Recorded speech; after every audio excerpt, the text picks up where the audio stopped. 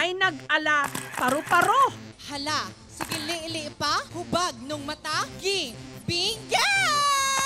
Meron pang nagbihis ng higanteng walis tambok. I'm very proud to represent the Queen Province of the Philippines, Isabela! May nagbitbit ng vinta.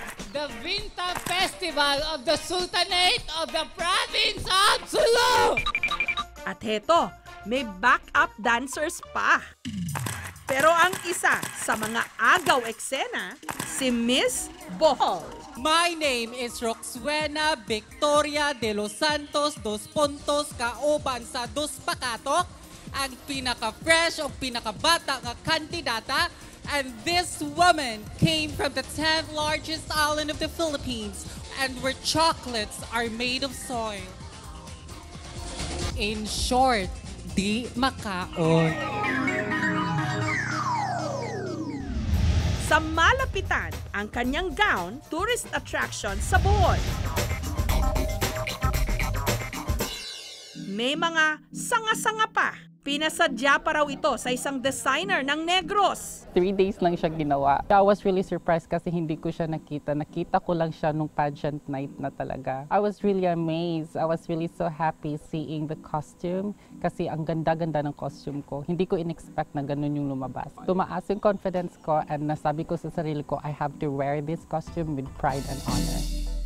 Pero ang talagang nagpalaki sa mata ng mga manunood nung rumampa si Roxwen na may kasama pang mascot na tarsier. And the home of the smallest yugno, Tigag Mata, Perting Sipaa, and I am proud and honored to represent ang probinsya ng Bohol!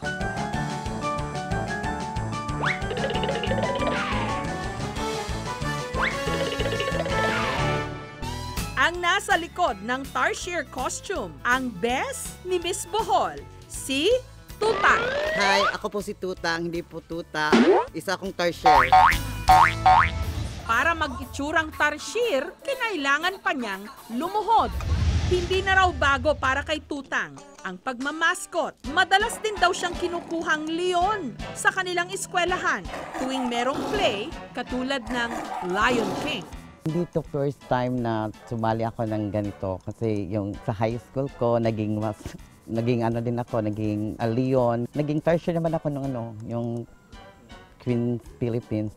Kontisera rin si Tutang pero palagi nga lang daw siyang Luz Valdez. Talunan. Kaya bilang restback, sisiguraduhin daw niyang silang dalawa ni Roxwen ang makokoronahang Queen Philippines 2017. Kahit mainit or mas masikip sa loob. Pero kinaya ko pa rin kasi gusto ko rin magaling yung kasama ko. Gusto namin manalo, kaya nga ginalingan namin. Pero sa lahat ng mga sumali rito, ang pinakakinatakutan ang kandidatang ito na nag-costume ng mangkukulam. Walang himala, kami ang gumagawa ng sumpa. Ang gaganda nilang lahat, gusto ko silang kulamin at gawing pangit. Ang costume ni MJ, 6 to 7 feet ang taas. Para raw maiba, naisipan niyang ang ipanlaban, costume mangkukulam na may hawak pang manika. Pumasok sa isip ko, gusto ko yung costume na kakaiba, yung hindi talaga malilimutan ng mga tao, yung tatatak talaga sa kanilang isipan. Madami namang natuwa, madaming natawa, madaming pumalakpak kasi nga kakaiba. Sa lahat ng costume, I think sa akin yung kakaiba kasi hindi siya festival, talagang something mysterious siya.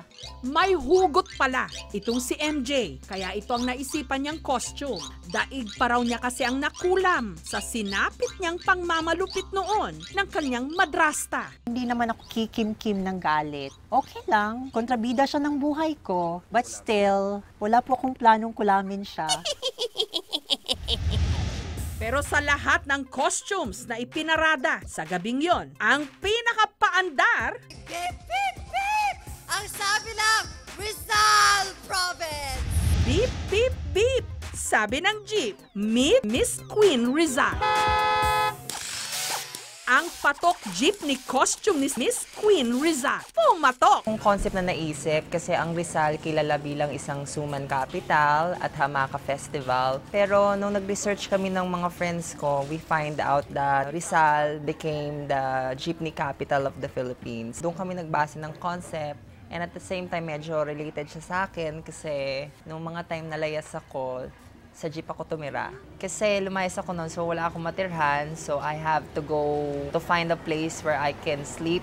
So dun sa may kanto namin, meron akong friend na manong tsoper na every garahe niya dun ako natutulog. Jeepney ang kanyang napiling peg dahil sa tuwing meron daw siyang pageant na sasalihan. Kanyang service, jeep. Magkakaibigan, pag pumupunta kami ng coaches na malalayo, nag-aarkila kami ng jeep at doon kami sama-sama, masaya.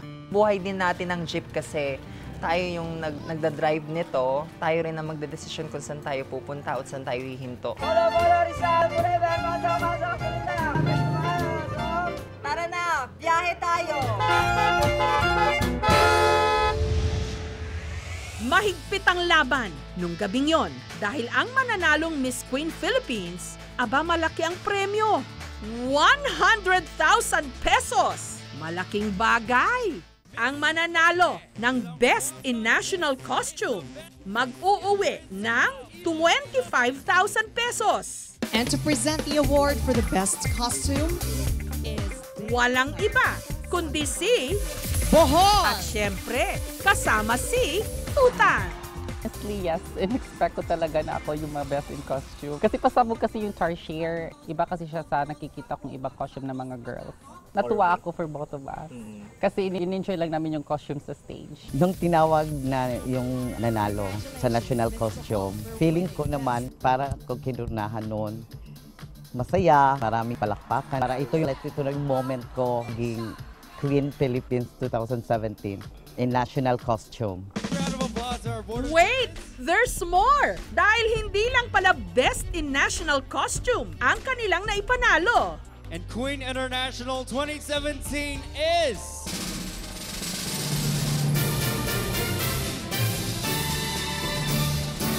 Miss Bohol! Pati na Miss Queen International. Sobrang happy ko talaga. Nasungkit ko yung isang corona. Kahit hindi ako nakuha na Miss Queen Philippines Universe, pero Queen Philippines International is a really big crown for me. Mga bes, uwian na! Dahil ang mag-bes, nanalo na!